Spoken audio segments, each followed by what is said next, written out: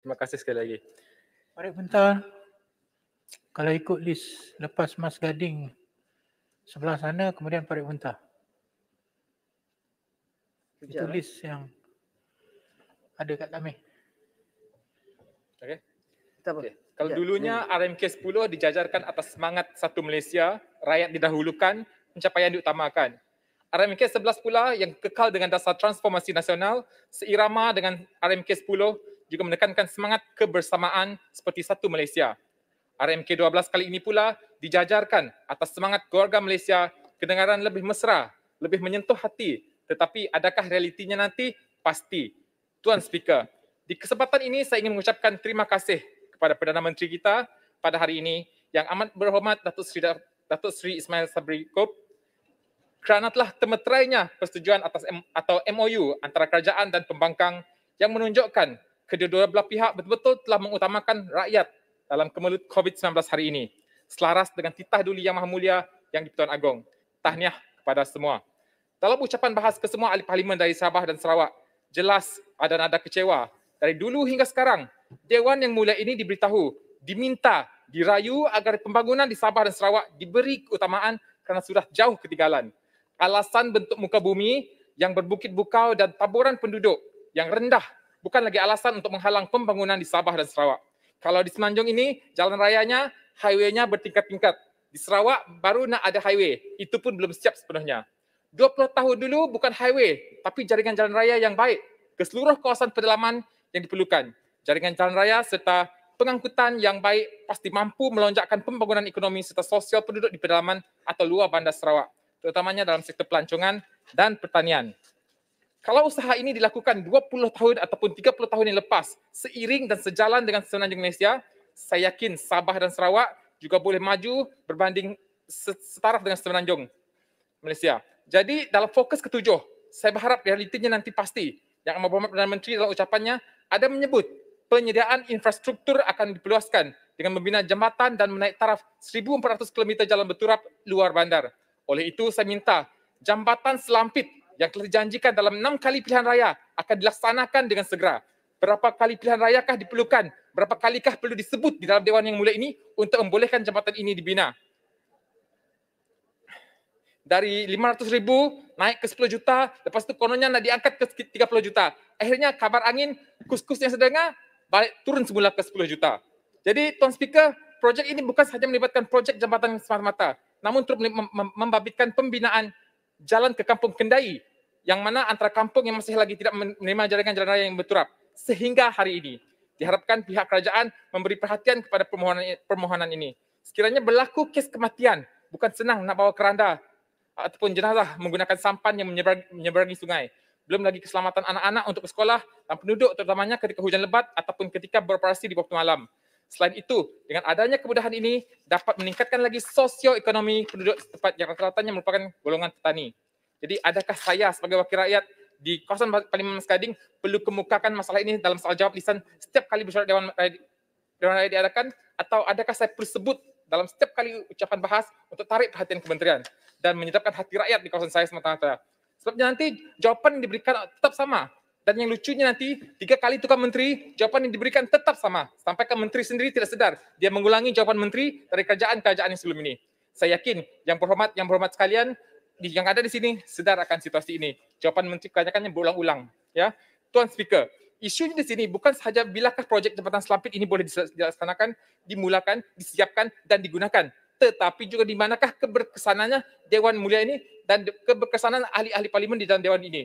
Jika kekerapan perkataan ataupun kata kunci bagi satu masalah di luar bandar dalam handset dijadikan pengukur prestasi ahli parlimen, saya rasa ini perlu dikaji semula. Jadi penggunaan dasar keluarga Malaysia dalam bukan saja lebih mesra, malah lebih dekat di hati setiap rakyat Malaysia. Maka dengan itu, lebih tinggilah harapan rakyat di luar sana, terutama di Sabah dan Sarawak dan juga di Mas Gading. Di Mas Gading dan di Puncak Borneo, harapan mereka sangat tinggi untuk melihat naik taraf hospital daerah bau. Okey, selain itu, besar juga harapan saya dalam memastikan keselesaan penduduk di kawasan Mas Gading dengan melihat kerja-kerja pembinaan baru bagi kemudahan asas di hospital daerah bau. antara plan yang telah dirancang dan telah dibincangkan ketika sesi lawatan bekas Setiausaha Kementerian Kesihatan Malaysia pada tahun 2019 adalah untuk membina Dewan Serbaguna bagi aktiviti pihak hospital dan menurap kawasan parking, kawasan tempat letak kereta untuk hospital daerah bawah. Dengan adanya Dewan Serbaguna ini, diharapkan pihak hospital dapat menikmati ruangan yang lebih selesa ketika mengadakan aktiviti bersama dengan komuniti. Hal ini bagi memastikan tiada gangguan ke atas keselesaan pesakit-pesakit di hospital tersebut. Selain itu, kemudahan tempat letak kenderaan staf maupun pelawat seharusnya disegerakan. Hal ini kerana keadaan yang sempit, ada kalanya menyukarkan ambulans untuk bergerak dengan keadaan kenderaan yang diletakkan di bahu jalan yang mana secara tidak langsung mengganggu perjalanan trafik di dalam dan di luar kawasan hospital. Selain itu, kemudahan dalam ward seperti perlu dinaik tarafkan dengan penambahan ruangan ward dan katil termasuk dengan kemudahan seperti kipas siling yang boleh dikatakan hospital ini merupakan antara hospital yang perlu menampung jumlah penduduk yang sangat tinggi dan padat dalam rawatan seharian. Seterusnya, Tuan Speaker, saya ingin menyentuh tentang jaringan perkhidmatan internet. Penambahbaikan ini perlu bagi memastikan anak-anak di kawasan Mas Gading maupun penduduk di kawasan Mas Gading tidak terlepas daripada menikmati jaringan telekomunikasi berkelajuan tinggi. Bila kita sebut 4G di semua kawasan rasanya banyak lagi di tempat kawasan saya belum lagi menikmati kemudahan 4G ini. Jaringan 4G ada kalanya H+ dan emergency call terpampang di telefon.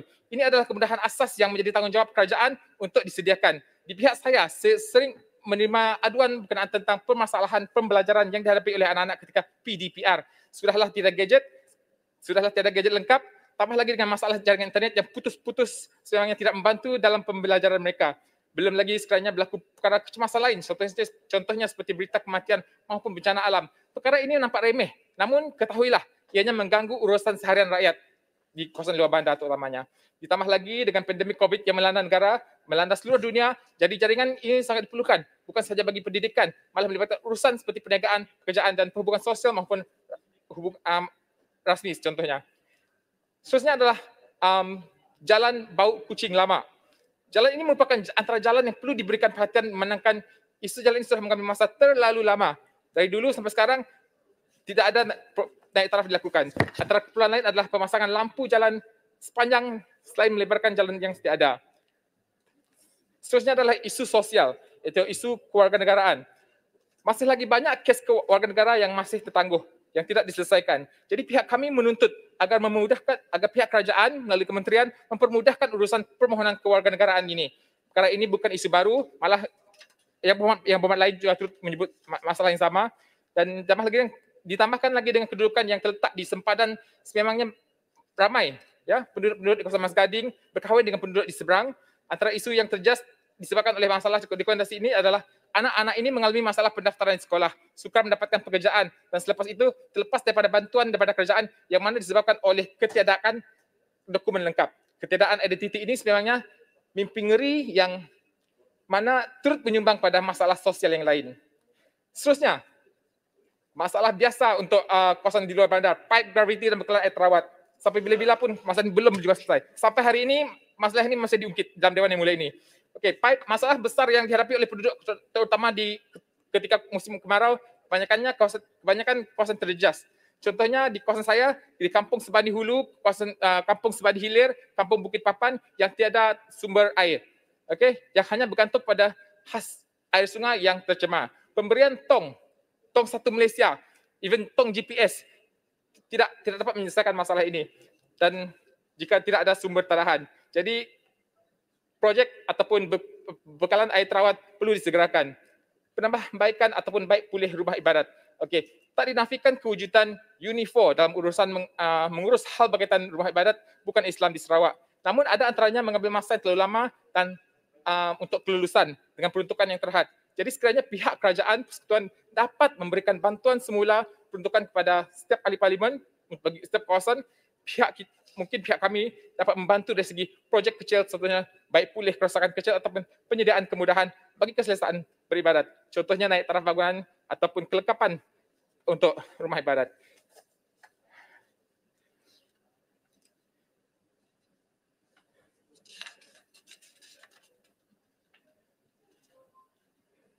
Okey, sekian saja daripada saya. Saya menyokong.